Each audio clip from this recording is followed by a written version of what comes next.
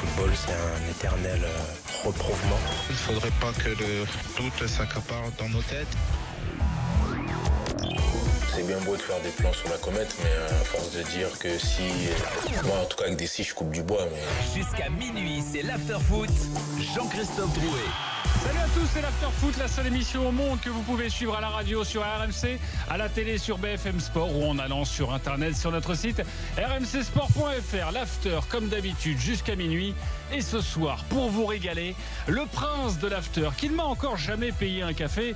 Je vais donc l'appeler la pince de l'After, Ali Benarbia. Salut Ali. Salut, je suis désolé, je fais le ramadan, pas de café. D'accord. Sauf que là, il est 22h. On pourrait... Oui, je viens juste de couper le jeûne et il y a un ami à moi qui s'appelle Aziz qui vient juste de couper le jeûne et je lui souhaite un bon phtoch. Ben, nous, pareil, on les souhaite il tout comme toi. souvent Tous les musulmans de France. Exactement. musulmans de France. Mais Ali, tu t'en sors bien là au niveau du café. Mais après l'émission, on pourrait peut-être s'en prendre un ou un truc. Un café, je t'offre un restaurant si tu veux. Ah oui, beaucoup mieux. C'est donc le prince et non la pince. Je suis désolé Ali Benarbia. Le cosmopolite de l'After, qui est irlando-coréen, qui participe à une émission française et qui est spécialiste des nations sud-américaines, Camoulox, Jonathan McCardy. Salut Jonathan. Salut JC.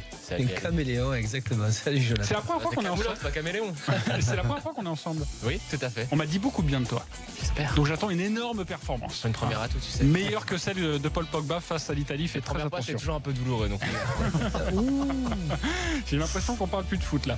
Et notre invité ce soir est un journaliste qui vient de sortir 2 livres en même temps. Il réinvente l'expression écrire à 4 mains, mais tout seul. C'est dire s'il porte bien son nom. Xavier Barré. Salut Xavier. Salut JC, bonsoir. Salut Xavier, bienvenue. Tout va bien? Parfait. On se connaît depuis très longtemps. C'est pour ça qu'on s'est déjà vu quelque part. On s'est déjà vu. Quand on m'a dit, alors ce soir tu fais l'after, on reçoit Xavier Barré, j'ai eu l'impression d'être à la maison. Est-ce que là, ça fait mal? Moi, je me souviens. La prochaine fois que je viens, j'apporte le CV de JC que j'avais reçu quand j'étais responsable à France Football. Ah oui, c'est vrai. Il Exactement. m'avait envoyé son CV pour un stage. Et vous voyez, depuis, il m'a gratté. Attends, parce que je crois que mon premier stage, je l'ai fait avec toi. Absolument. Ouais, je me souviens avec Xavier Rivoire notamment. Oui, et donc, voilà. Ils t'ont pas gardé, mais bon. Voilà. Ça c'est une autre histoire. Ça, c'est Elle est un notre peu longue. histoire. On ne va pas la raconter ce soir dans l'after, car il faut qu'on débute l'émission. Xavier a donc écrit 2 livres, notamment On refait la Coupe du Monde aux éditions Solar et si l'arbitrage vidéo avait toujours existé. Alors on n'en parle pas tout de suite, on en reparlera à 23h30. Attention parce que nous, l'after au niveau de la vidéo, c'est ça. Je vois. Mais encore, Riolo est pas là ce soir. Oui, exactement. Ouais. Sinon, je pense que le Salut, livre s'auto-brûlait. Donc c'est vrai que ça aurait pu être compliqué. Le deuxième livre, d'ailleurs, tu as sorti quasiment les 2 en même temps. Hein. T'avais besoin d'argent ou pas? C'était quoi? Non, mais c'est deux livres que. Enfin, celui-là, je l'avais fait un peu avant, mais c'est 2 livres qui sortent fort opportunément. Il y a la Coupe du Monde, voilà. La pochette est plus vieille, celle-là. Les Coupes du Monde de football en 90 minutes. Alors pour faire le pitch, c'est très simple. Ce sont les moments les plus marquants des Coupes du Monde, minute par minute. D'ailleurs, tout au long de l'émission, je vais t'interroger parce qu'en fait, c'est chaque meilleure minute des Coupes du Monde. De toutes des 20 Coupes du Monde, et parmi ces 20 Coupes du Monde, eh bien, à chaque fois, je ressors une minute qui est restée dans l'histoire. Pour un but, pour une exclusion, pour un... Avant de débuter l'émission, tu as totalement raison. Ali, un petit exemple, on va débuter avec la première minute. Quelle est la meilleure première minute des Coupes du Monde? Bien... Je montre le livre en même temps. Voilà, si vous nous regardez sur BFM finale 1974, Pays-Bas-Allemagne. Les Allemands n'ont pas touché le ballon. Cruyff rentre dans la surface de réparation. Uli Hoeneß le descend. Penalty pour les Pays-Bas. On est à Munich en finale. Voilà.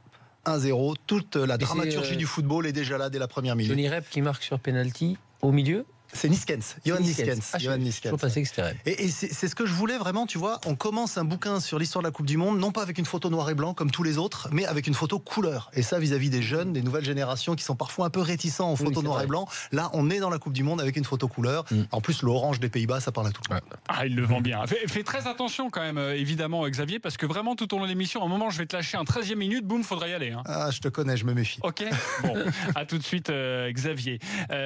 Au sommaire ce soir, quand même, un petit sommaire. On va débuter cette émission dans quelques instants. L'actualité des Bleus à la veille du dernier match de préparation face aux États-Unis. La compo des Bleus, les mots du sélectionneur.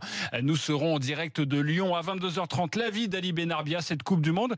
C'est peut-être le tournant de la carrière, le déclic de la carrière de Paul Pogba. À 22h45, l'avis de Jonathan McCardy.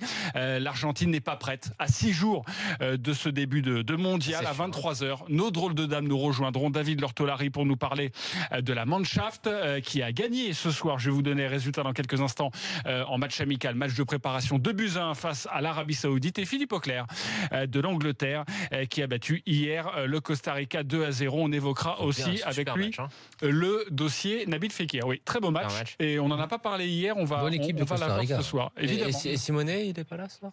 Simonet, au niveau des matchs de préparation de l'Italie, non, il n'est pas là. On me dit qu'il y a un gros problème au niveau de l'Italie. Les matchs de préparation, justement, je vous donne les résultats rapidement. Iran-Lituanie 1-0, Croatie-Sénégal 2-1 avec un but côté sénégalais d'Ismaël Assar, le Rennais. Suisse-Japon 2-0, Allemagne-Arabie Saoudite, je le disais, 2-1. Pologne-Chili, c'est en ce moment 2-2. Le basket, nous suivons également la demi-finale de la Jeep Elite, match 4 entre Limoges et Monaco. Salut Aurélien Tiersin. Salut Jean-Christophe, bonsoir à tous les Monégasques qui mènent 70-63 dans la troisième quart-temps. Monaco qui peut désormais se qualifier pour la finale grâce à cette potentielle troisième victoire dans cette confrontation. Eh bien, on reviendra tout à l'heure pour voir si Limoges est qualifié pour la finale de la Jeep Elite. Enfin, plutôt si Monaco est qualifié, si Limoges revient à 2-2. On débute avec l'actualité des Bleus, si vous le voulez bien. Si vous ne le voulez pas, c'est pas grave. Le conducteur est prévu comme ça. Dernier match donc demain de préparation pour cette équipe de France. France-États-Unis à Lyon. On retrouve tout de suite notre envoyé spécial, Louis Amard de la rédaction RMC. Salut Louis. Salut l'after, bonsoir à tous. Salut Louis. Salut Louis. Il y a une bonne ambiance à Lyon. Bah oui, bien Première sûr qu'il y a une grosse très bonne question. ambiance. Grosse question, ouais. On est sur de la grosse enquête là. J'ai bossé. Excellente ambiance. Écoute, elle est presque étonnamment détendue par rapport à l'enjeu, parce que c'est donc le dernier match de la tournée préparatoire à la Coupe du Monde pour l'équipe de France, demain soir face aux États-Unis. Évidemment, la pression monte, on en parlera tout à l'heure, mais l'équipe alignée demain a de fortes chances d'être l'équipe alignée face à l'Australie lors du premier match du Mondial. Et pour autant, on a vu tout à l'heure en conférence de presse un Didier Deschamps extrêmement détendu, beaucoup plus qu'à l'accoutumée, souriant, plaisantant, blaguant même avec les journalistes.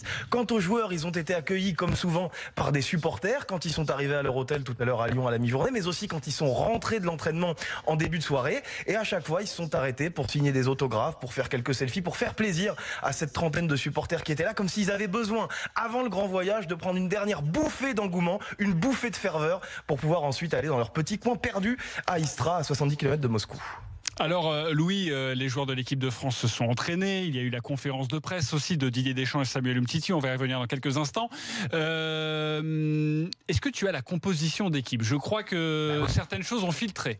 Exactement, on l'a la composition d'équipe, je peux vous la donner tout de suite. Ça sera évidemment Hugo Lloris dans le but pour un match particulier pour lui, qui revient à Lyon.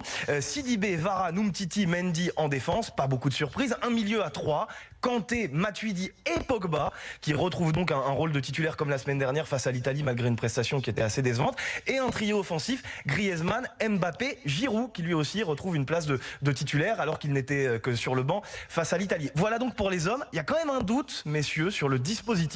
Est-ce que ça sera un 4-3-3 ou un 4-4-2 en losange? En gros, est-ce qu'on aura Giroud en pointe et Griezmann, Mbappé sur les côtés, ou est-ce qu'on aura Griezmann en 10 et Mbappé, Giroud devant?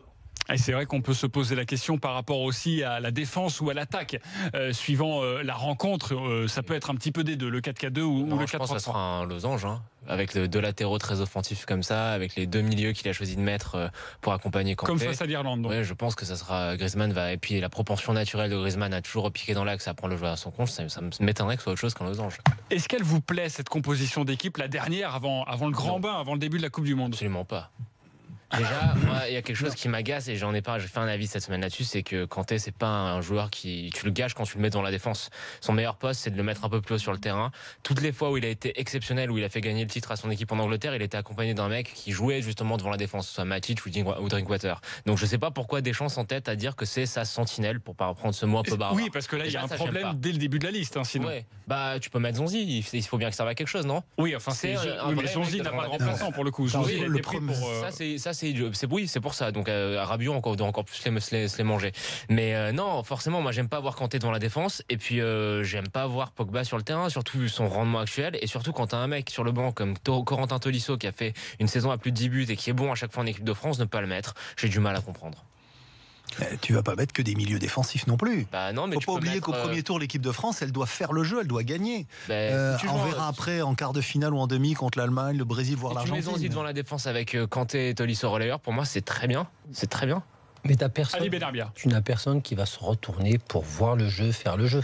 Pourquoi on te garde Matuidi et N'Golo Kanté? On n'a pas besoin de sentinelle, on a besoin de 2 joueurs qui vont gratter, mais il te faut le 3e joueur qui est ou Lemar, pour moi, ou Pogba. Pourquoi? C'est un joueur qui s'intègre au milieu de terrain et entre les lignes, sans être trop pour gêner à la fois Giroud, Mbappé et Griezmann, mais qui a cette faculté, par des ballons longs, par des ballons courts ou des gestes techniques, à faire la différence sur Tolisso une et passe Kanté peuvent le ou faire sur très une bien ligne. aussi, ça. Qui Quand Tolisso et Kanté le font, Kanté le fait en Angleterre. C'est son rôle. Les gens pensent que c'est un mec devant la défense, c'est Claude Makélélé, mais non. Pas du tout. C'est un N'Golo super Kanté, milieu c'est relayeur. quelqu'un qui va t'amener le ballon devant, c'est très bien. Il a une très bonne qualité de Tolisso passe aussi. fait un petit peu le même travail qu'N'Golo Kanté et a cette capacité à finir mieux les actions, c'est vrai, mais il te faut cette touche technique que pour moi n'a pas Kanté ni Tolisso, que va avoir un Pogba et un Lemar. Mais par contre, moi, si tu me dis à qui préférer, bien sûr, ça serait Lemar, oui, ce troisième. Dans ce cas-là, je te comprends, Ali. Oui, avec 2 travailleurs. Mais Pogba a beaucoup plus de sélection. Mais tu changes de c'est système normal. si tu mets Lemar.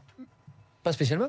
Tu le mets dans un losange. Lemar a cette capacité. Non, pas de losange. Lemar a cette capacité. S'il joue en losange, donc tu changes de système.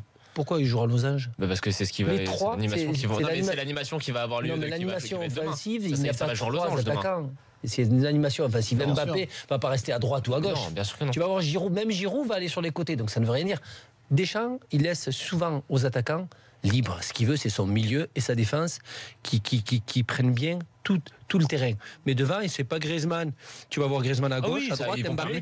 Et c'est ça la force d'une attaque. Mais honnêtement, quand on voit cette composition d'équipe, Xavier, on n'est pas surpris. Du tout.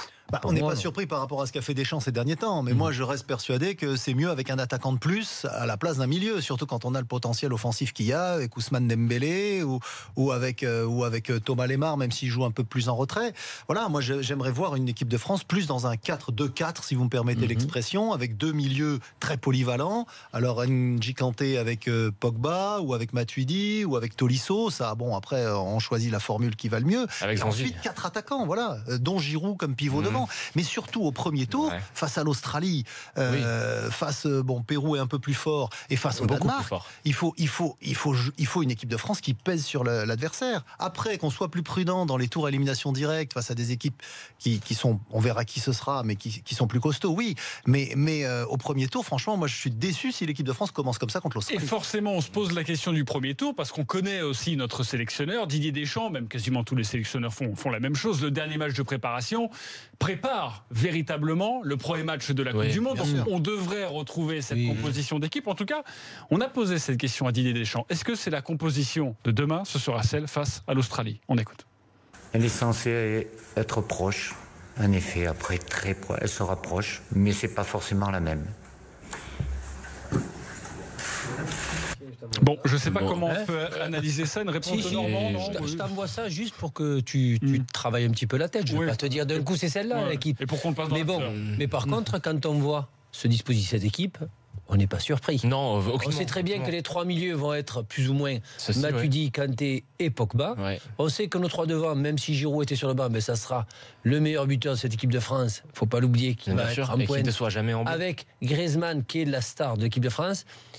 Et la pépite Mbappé qu'on ne peut pas mettre sur le banc, ça c'est clair. Disons-le dans l'after, Franco, pour que tous ceux qui nous écoutent nous regardent. C'est l'équipe contre l'Australie. C'est l'équipe contre l'Australie. Complètement. Je pense. Et moi je trouve pas ça. C'est l'équipe qui changera au moins à la mi-temps. Je trouve pas ça. Non mais moi je veux faire pas ça défensif. Je trouve pas ça défenssif comme équipe.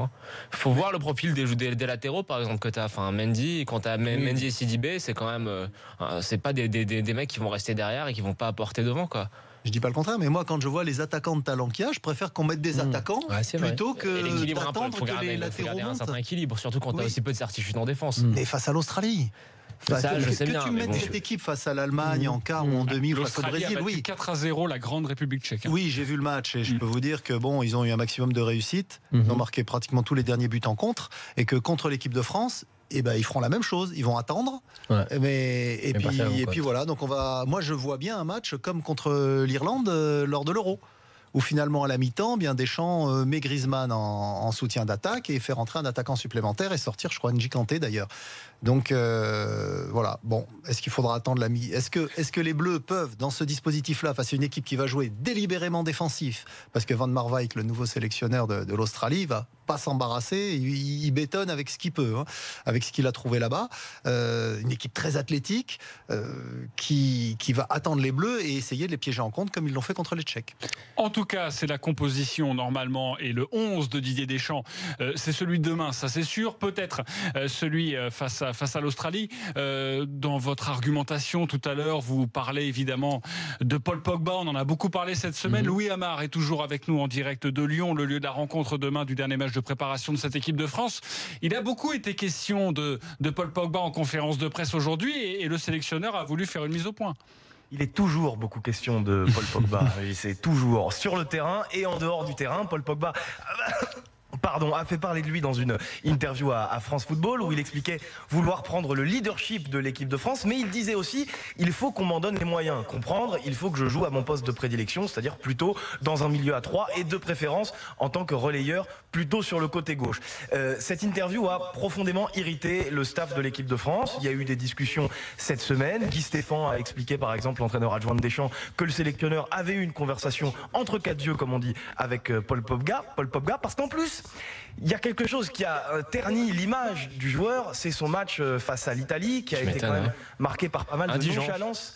Indigent, peut-être pas. Il y a eu des phases un petit peu plus positives quand même pour Pogba, notamment en première période. Je trouve que l'ensemble des commentaires ont été quand même très durs sur lui. Mais sa seconde période a été franchement raté. Il y a eu des tentatives très désinvoltes et une attitude qui n'était pas la bonne de Pogba et qui a été marquée par des sifflets. Didier Deschamps l'a dit d'ailleurs sans détour. Il n'a pas fait le meilleur match de sa carrière en bleu et il le sait. Pour autant, le sélectionneur refuse de plomber Pogba, refuse de l'enterrer. Il sera titulaire demain. Dans l'esprit du sélectionneur, Pogba est un titulaire au mondial. Il a l'expérience internationale, le vécu des grandes compétitions. Il joue dans un grand club. Il connaît les hautes altitudes des matchs d'enjeux européens ou mondiaux. Et c'est un argument qui compte énormément dans l'esprit de Didier Deschamps, qui compte toujours donc sur Paul Pogba. Eh bien justement, on va l'écouter aujourd'hui en conférence de presse, son analyse du match de l'Italie, l'analyse du match de Paul Pogba face à l'Italie. Didier Deschamps. Il en a conscience, j'en ai parlé avec lui, c'est pas son meilleur match. Ça c'est sûr. Il y a du négatif, il y a du positif. Ça reste un match de reprise pour lui en l'occurrence, puisqu'il avait pu jouer depuis 15 jours. On ne va pas réagir tout de suite sur les propos de Didier Deschamps, car dans quelques instants, l'avis d'Ali Benarbia concerne justement la Coupe du Monde de Paul Pogba. Un dernier mot, Louis, peut-être sur le programme des Bleus, parce qu'il y a ce match demain, mais la Russie, ça va arriver vite. Exactement, ça va arriver très vite même. Alors l'équipe de France demain va vivre une journée classique de jour de match. Il n'y a plus de balade, donc ils seront à l'intérieur de leur hôtel jusqu'au départ du bus aux alentours de 19h pour allier le Groupama Stadium. Ils retourneront dans leur hôtel de Lyon à l'issue du match pour passer une dernière nuit sur le sol français. Et puis dimanche après-midi aux alentours de 14h30, 14h45, décollage vers la Russie, arrivée à l'aéroport de Sheremetyevo à Moscou vers 19h30 pour rejoindre Istra à quelques dizaines de kilomètres. Ça sera leur nouvelle maison pour l'aventure qui s'annonce. Eh bien c'est parfait, merci beaucoup Louis, tu seras du voyage évidemment, mais déjà à demain sur RMC pour nous parler de cette rencontre. Passez une belle soirée et merci pour toutes ces informations. Vous avez envie de rire dans l'after ? Oui, on a toujours envie de rire. Toujours. Donc écoutons Didier Deschamps, parce qu'il était donc en conférence de presse, vous le savez. On lui a posé la question à un moment donné, parce que vous le savez, cette semaine, le président Emmanuel Macron est venu à Clairefontaine. Il a un peu mis la pression. Il a dit qu'il voulait gagner cette Coupe du Monde avec une deuxième étoile. Est-ce que ça met un peu plus de pression, Didier Deschamps ? Attention, nouvelle expression. C'est plus une pression, là, je suis déjà au pilotis, quoi. On va tout faire pour être le plus performant possible. Et si par bonheur on arrive à faire plaisir à notre président de la République, on va pas s'en plaindre. Bon, c'est surtout le début de la réponse. Hein. C'est vrai qu'il fait un peu le malin. Et donc, c'est mettre au pilori. Et c'est des maisons sur pilotis. Qui n'a rien à voir, évidemment. À se retrouver dans le lac avec les pieds attachés, non. Nouvelle expression que l'on aime beaucoup. Merci beaucoup. Didier Deschamps, dans quelques instants, on va parler de Paul Pogba. Xavier, t'es prêt pour les minutes ? Allez. Avec ton livre, hein, oui. Les Coupes du Monde en 90 minutes. Ouais, Okay. ouais. 13e minute. La plus belle 13e minute de l'histoire des Coupes du Monde, c'est quoi ? 13e minute, c'est une minute qui est particulièrement en rapport avec cette Coupe du Monde, puisque c'est le premier but russe, alors soviétique à l'époque, à la Coupe du Monde 58, à la 13e minute, qui est marqué par Nikita Simonian, et qui est d'origine arménienne, mais à l'époque c'était un seul pays, hein, c'était l'URSS. Et donc il marque ce premier but, et il faut savoir qu'à ce moment-là, l'URSS arrive en Coupe du Monde avec des ambitions énormes, parce qu'ils sont champions olympiques. Ils avaient gagné la médaille d'or en 56 à Melbourne, et ils venaient pour la gagner, cette Coupe du Monde. Et jusqu'alors, le régime communiste de l'URSS ne voulait pas aller en Coupe du Monde, et là ils arrivent pour la gagner. Ils s'arrêteront en quart de finale. Les Coupes du Monde en 90 minutes, dans quelques instants, d'autres minutes avec Xavier Barret, mais également l'avis d'Ali Benarbia et de Jonathan Macardy. À tout de suite.